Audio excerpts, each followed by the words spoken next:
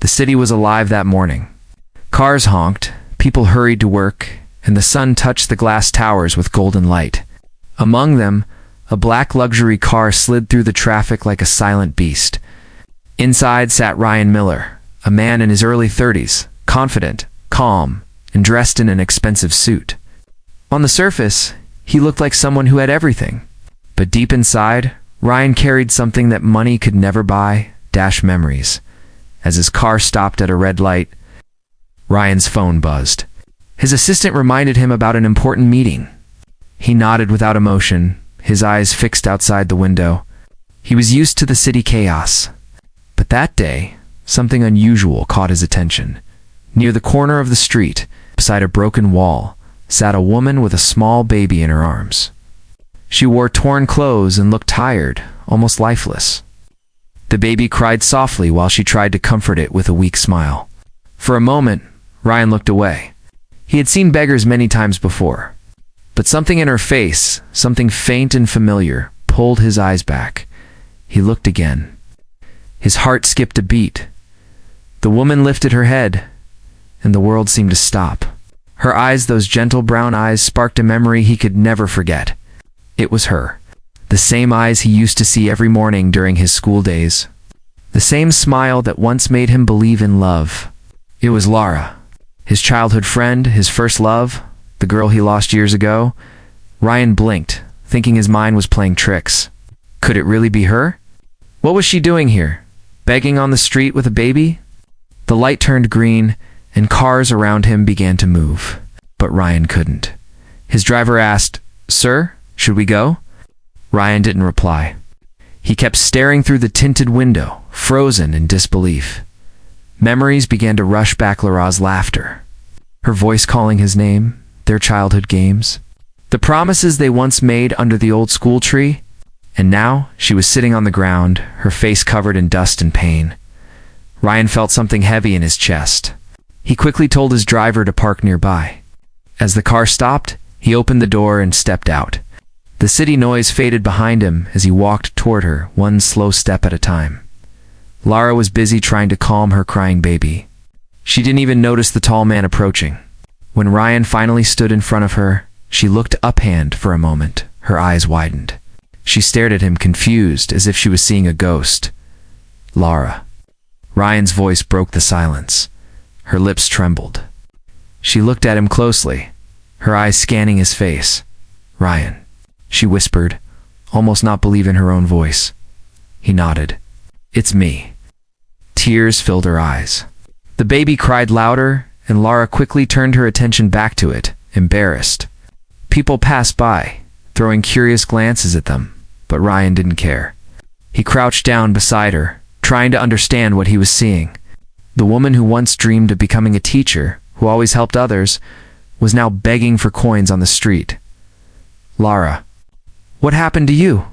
he asked softly. She didn't answer. She looked down, hiding her tears. Her voice was weak. "Life happened, Ryan." He wanted to ask more, but she seemed fragile, like a broken piece of glass that could shatter with one wrong word. He reached into his pocket, pulled out some cash, and tried to hand it to her. But she shook her head. "I'm not begging from you," she said quietly. Her pride hit him like a wave. He respected it. She wasn't asking for help, she was surviving. Ryan stood silently, unsure what to do next. The driver honked from a distance, reminding him of his world, the rich, polished world that didn't fit this moment. Ryan looked at Lara one last time. The light from the street lamp fell on her face, and he saw both beauty and pain in her eyes. As he walked back to his car, a thought kept echoing in his mind. How did my childhood love end up here? He didn't know it yet, but this moment was going to change both of their lives forever, and what Ryan did next would be something the world would never forget. Asterisk, long before Ryan became a millionaire. Before the suits, the cars, and the fame, he was just a small-town boy with big dreams. He lived in a quiet neighborhood where children played barefoot in the dusty streets. And every evening, laughter echoed through the old houses. Among those children was Lara, the girl who lived next door, cheerful, kind, and always carrying a small notebook filled with her dreams. Ryan and Lara met when they were 8. Their friendship started with something simple, a broken kite.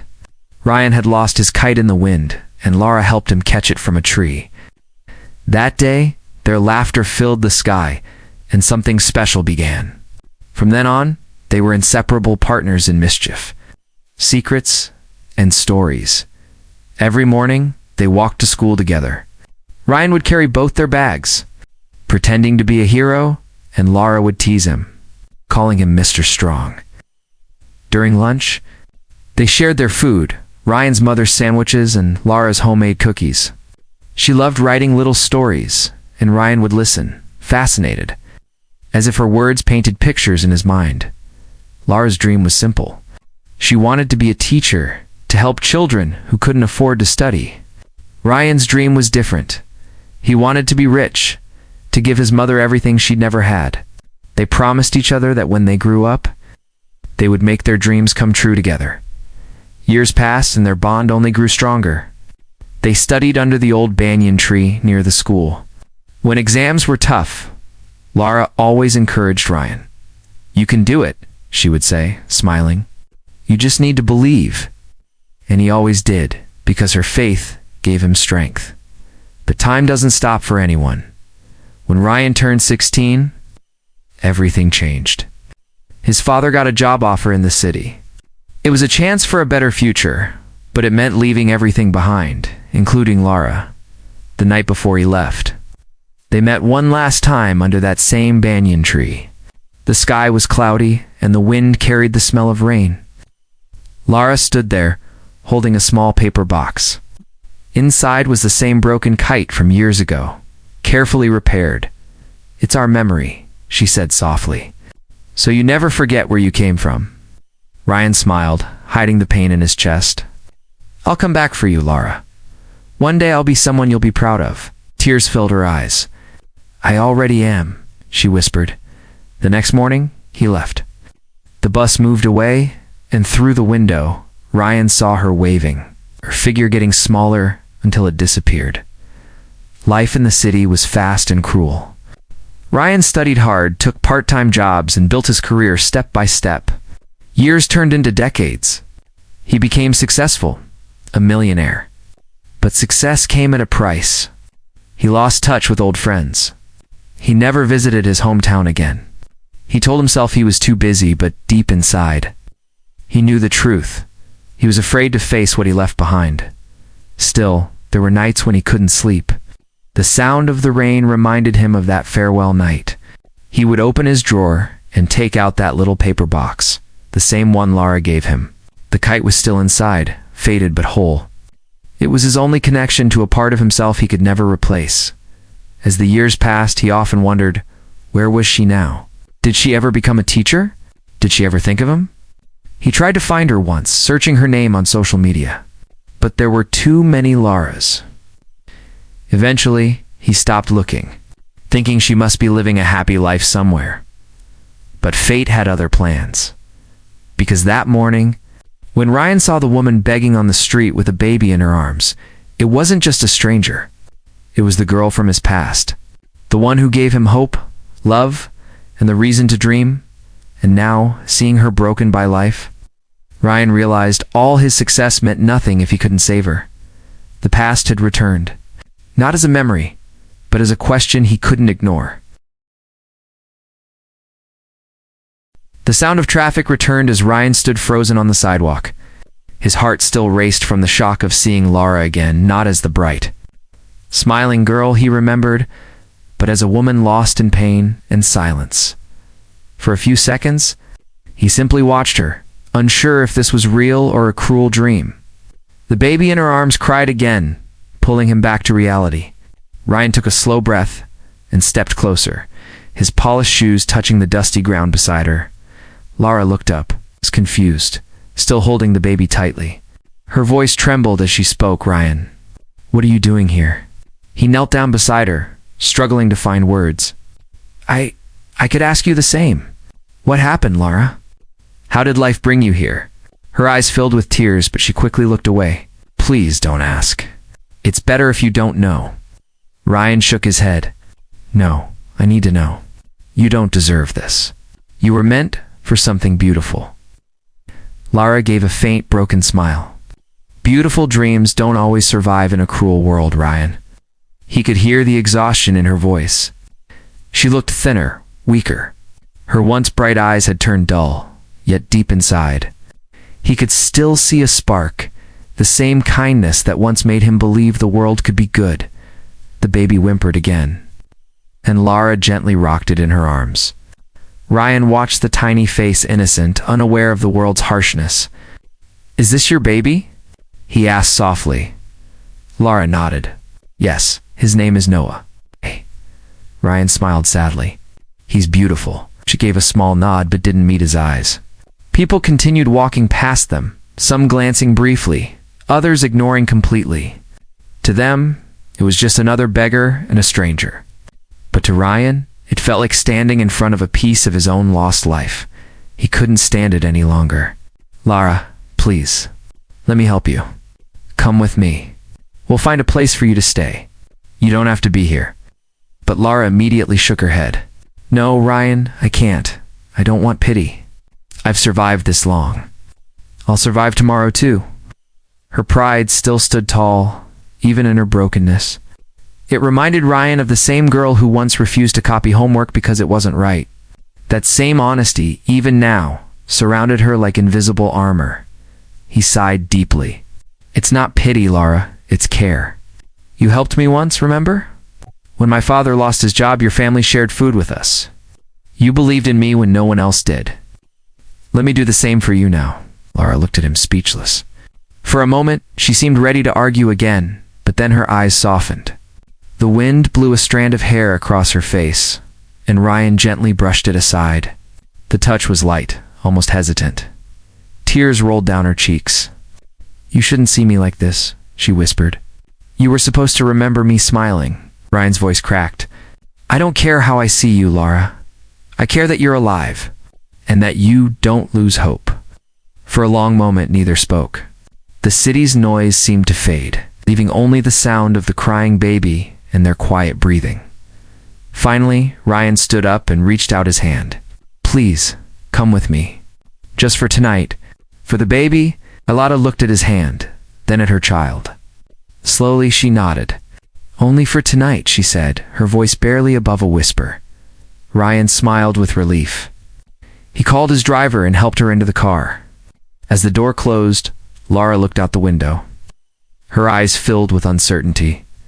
Ryan sat beside her, silent, his mind storming with emotions. The city lights flickered on their faces as the car drove away. One man trying to fix the past, and one woman too afraid to believe she could be saved. He looked at her reflection in the glass and thought, "This isn't the end. This is where it begins again." And deep inside, he made a silent promise. He would find out what truly happened to Lara. No matter what it takes, the car moved quietly through the city's streets. Inside, silence sat heavy between Ryan and Lara. The baby slept peacefully in Lara's arms.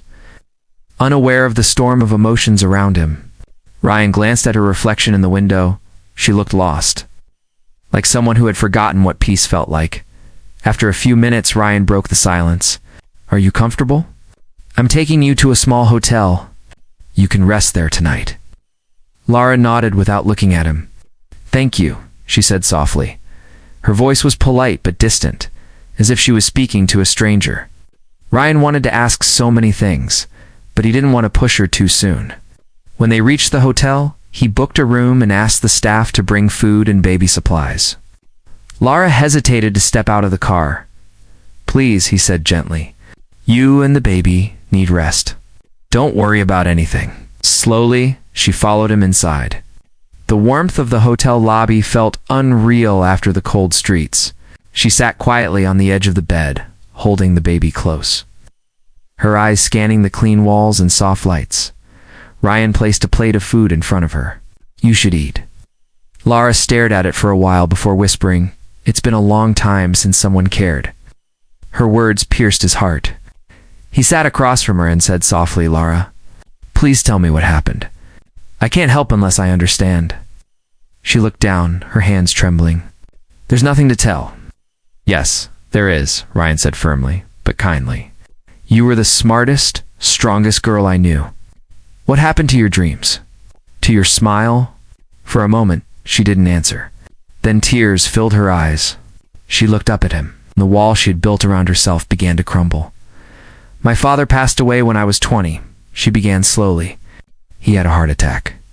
I couldn't continue college after that. I had to work to survive.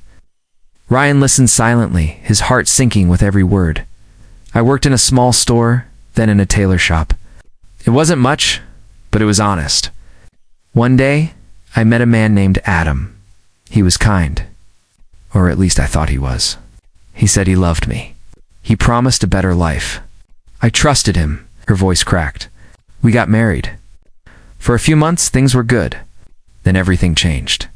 He lost his job. He started drinking. The beatings came next. I stayed because I was pregnant. I thought he would change when the baby came. She paused, wiping her tears with the edge of her scarf. But he didn't. The night Noah was born, he didn't even come to the hospital. And 2 weeks later, he disappeared. No call, no letter, nothing. Ryan clenched his fists under the table, anger boiling inside him. But he stayed silent. I tried to find work again, Lara continued. But no one wanted to hire a woman with a baby. My savings finished.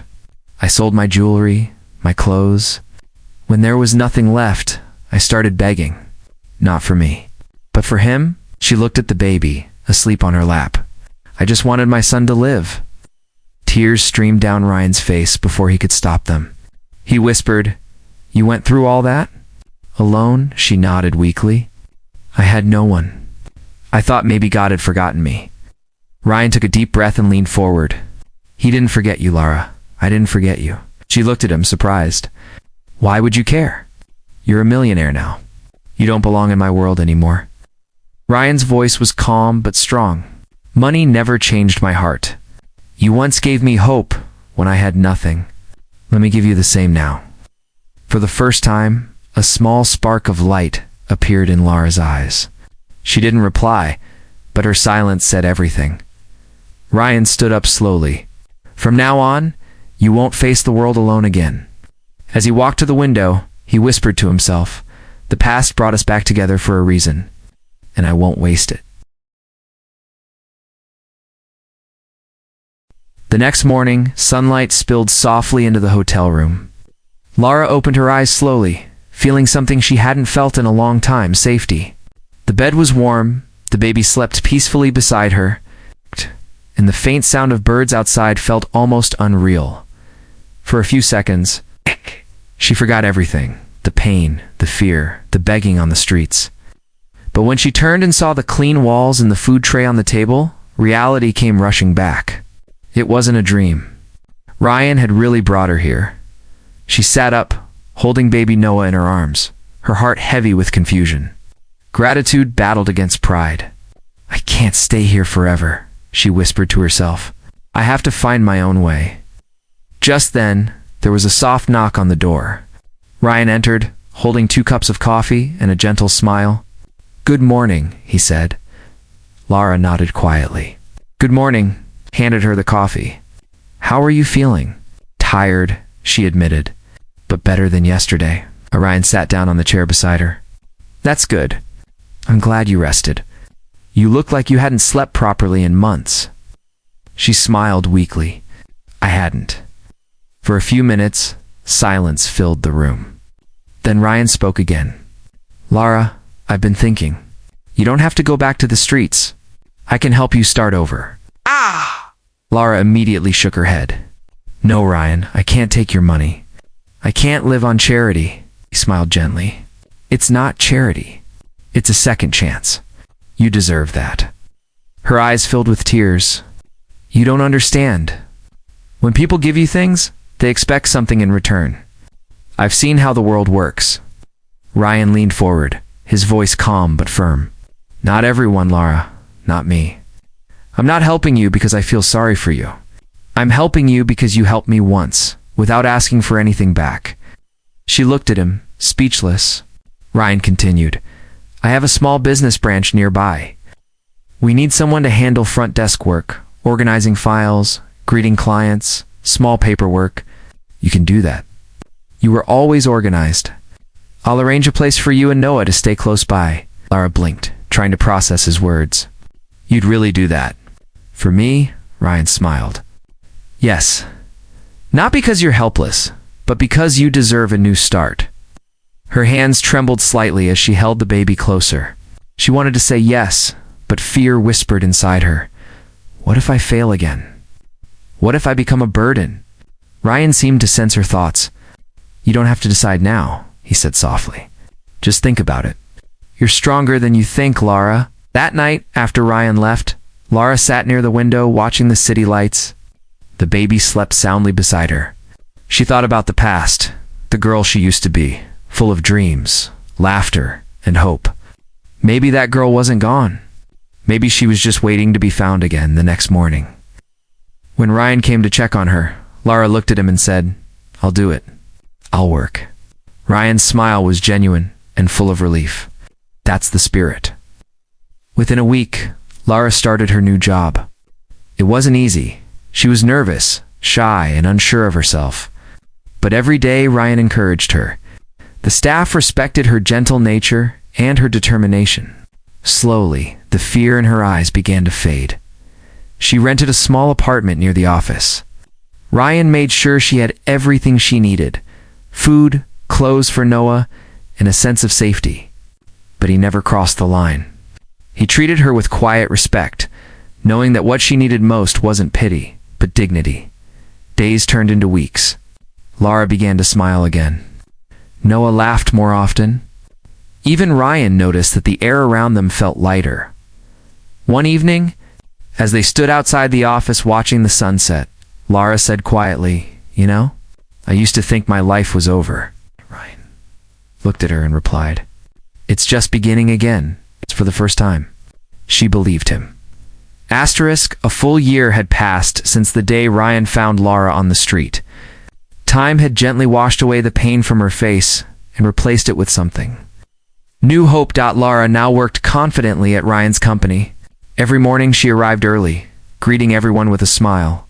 The same woman who once begged for food now handled clients, files, and meetings with quiet grace.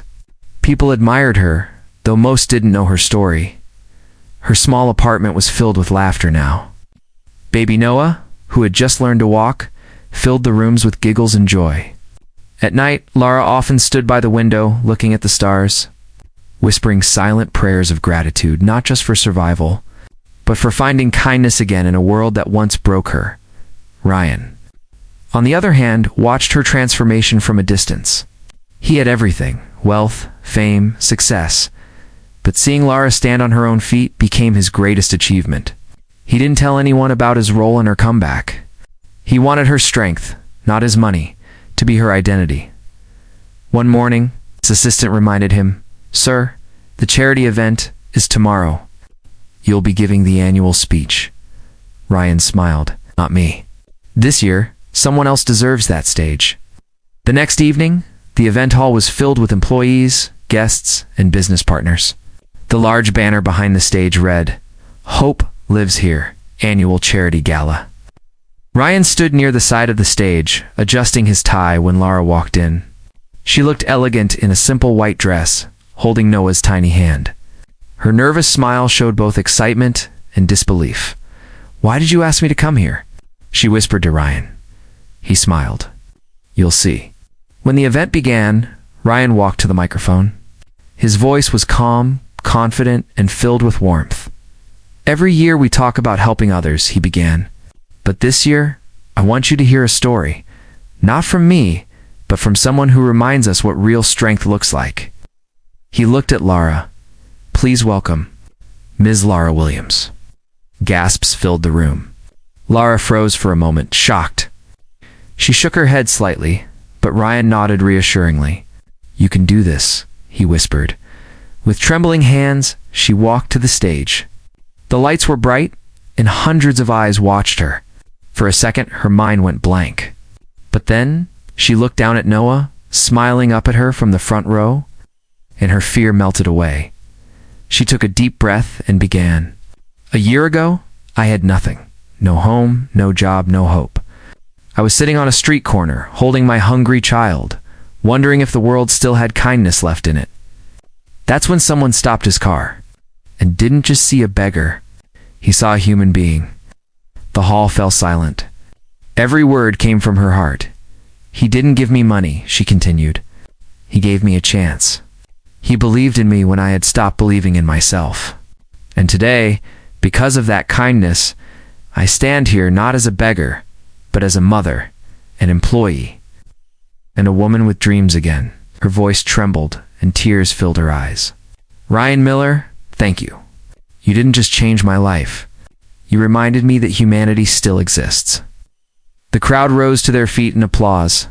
Ryan looked down, his eyes glistening, but he didn't say anything. He didn't need to. After the event, Lara found him backstage. You didn't have to do that, she said softly. Ryan smiled. You did it all yourself, Lara. I just reminded you how strong you already were. She looked at him with deep emotion. You'll never know what this means to me. Ryan shook his head gently. I already do. As they stepped outside, the night sky stretched wide above them. Noah ran ahead, laughing, chasing the tiny lights of the city. Lara and Ryan stood together, silent but at peace. Sometimes, love doesn't return as romance. Sometimes it comes back as kindness, pure and selfless. Ryan looked at the stars and thought, maybe this was destiny's way of giving both of us a second chance, not at love, but at life. As they walked away, the screen fades to black with the words, kindness costs nothing, but it can change everything.